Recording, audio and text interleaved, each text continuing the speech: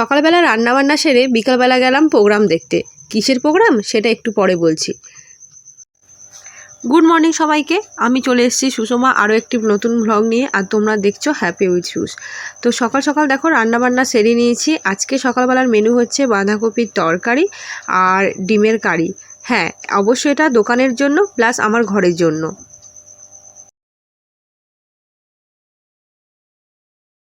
তো দেখো প্রথমে তেল দিয়ে তেল গরম করে তেজপাতা আর পাঁচফোড়ন দেওয়ার পরে আমি এখানে বাটা মশলা দিয়েছি। বাটা মশলা বলতে এখানে শুধু আদা আর লঙ্কা বাটা আছে, তাছাড়া জিরে গুঁড়ো ধনে গুঁড়ো দুটোই আমার কাছে করা ছিল। তারপর দিয়ে দিচ্ছি পরিমাণ মতো চিনি। আর বাঁধাকপিটাকে আগে থেকে আমি সেদ্ধ করে রেখেছিলাম, কারণ অনেকটা বাঁধাকপি করতে করতে অনেক টাইম লেগে যেত, সেই কারণে আগে সেদ্ধ করে তারপরে ভালো করে নাড়িয়ে চাড়িয়ে নিচ্ছি। আর একটুখানি জলটা টানালেই কিন্তু বাঁধাকপিটা একদম রেডি হয়ে যাবে, আর খেতে কিন্তু সত্যি সুস্বাদু হয়েছে।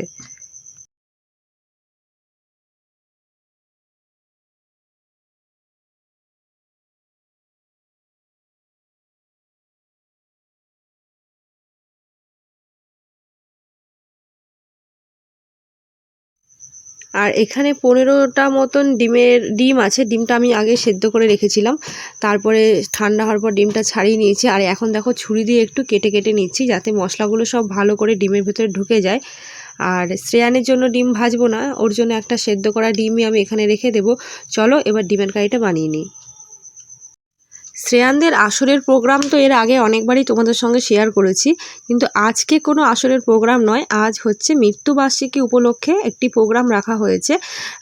মৃত্যুঞ্জয় মুখার্জি বলে একজন যে ছিল আমাদের আসরের বাড়ির পাশেই, তোমাদেরকে অনেকদিন আগে একটা বাড়ি দেখিয়েছিলাম, সেই বাড়ি ওনারই বাবা। তার মৃত্যুবার্ষিকী উপলক্ষে একটা ব্লাড ডোনেশন ক্যাম্প এবং সাংস্কৃতিক অনুষ্ঠান রাখা হয়েছে। কবি গান রাখা হয়েছে, বাউল গান করা হয়েছে। 3 দিন পর পর খেলা অনুষ্ঠিত হবে। শনিবারে হবে খেলা 22, 23, 24, এই 3 দিন পরপর হবে। তো আজকে হচ্ছে শ্রেয়ানদের ড্রয়িং আছে, কবিতা আছে আর নাচের প্রতিযোগিতা আছে।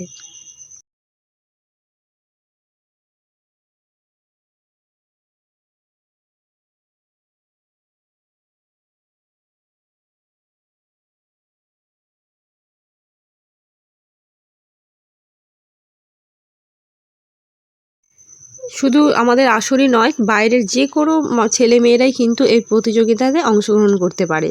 তো শ্রেয়ানকে অনেক দিন ধরেই একটা কবিতা মুখস্থ করানো হয়েছে, সেটা হচ্ছে গোরা চাঁদের ঘোড়া। প্রথমে ভেবেছিলাম শ্রেয়ান খুব ভালোই বলবে, তোমরা একটু পরে দেখে নিও যে ও কেমন বলেছে। দেখো দেখতে দেখতে কিন্তু আমার ডিমের কারিটা একদম রেডি হয়ে গেছে। আর এরপর আমাকে দোকানে যেতে হবে। আজকে ভেবেছিলাম আমি দোকানটা বন্ধ রাখবো, কিন্তু আজকে বন্ধ রাখিনি, দোকানটা আমি শেষ পর্যন্ত খুলেই ফেললাম।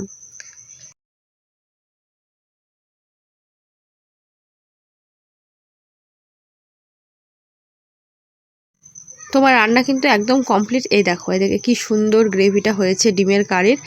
আর এদিকে দেখো বাঁধাকপিটা, অতটা বাঁধাকপি শেষ পর্যন্ত এইটুকুতে ঠেকেছে। ড্রয়িংটা হওয়ার কথা ছিল 4টে থেকেই, তো আমি শেষ পর্যন্ত 4:30 বাজে এখন।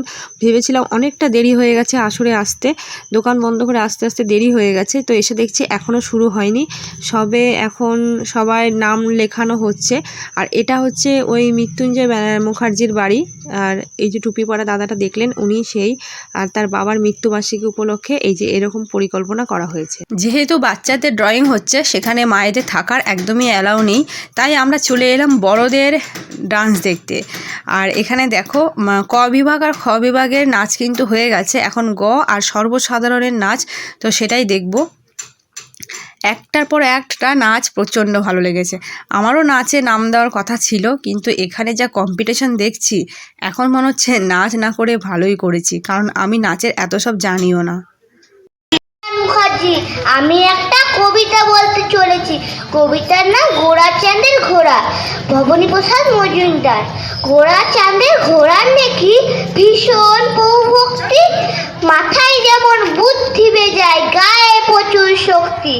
ঘোড়া চড়ে গোরা বাবু ঘোরের নিজের কাজে, সেদিন ভোরে ঘোড়ায় চড়ে চলেছিলেন জোরে। অসাবধানে গোরা বাবু হঠাৎ জ্ঞান পড়ে তিনি জ্ঞান হারালেন। চিন্তা কিসের তাতে, ঘোড়ায় ঘরে আনলো তুলে কামড়ে জামা তাতে। বিছানাতে শুয়ে ঘোড়া করলো কি তারপরে, তাড়াতাড়ি চললো সে ভাই চিকিৎসকের ধরে। সাবাস ঘোড়া চিকিৎসকের কোট প্যান্ট টাইট এনে 5 মিনিটে প্রভুর কাছে করলো হাজির এনে।